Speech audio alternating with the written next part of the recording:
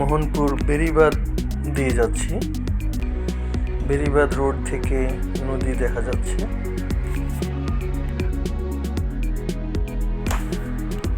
এটা মেঘনা নদী, বিশাল এক নদী। এপার থেকে ওপার দেখা যাচ্ছে না। নদীতে কিছু নৌযানও দেখা যাচ্ছে।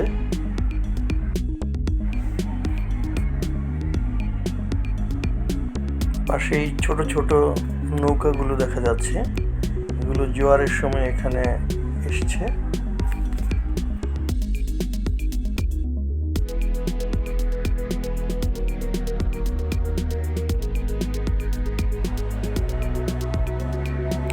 চমৎকার এক নদীর দৃশ্য, চমৎকার মেঘনা নদী।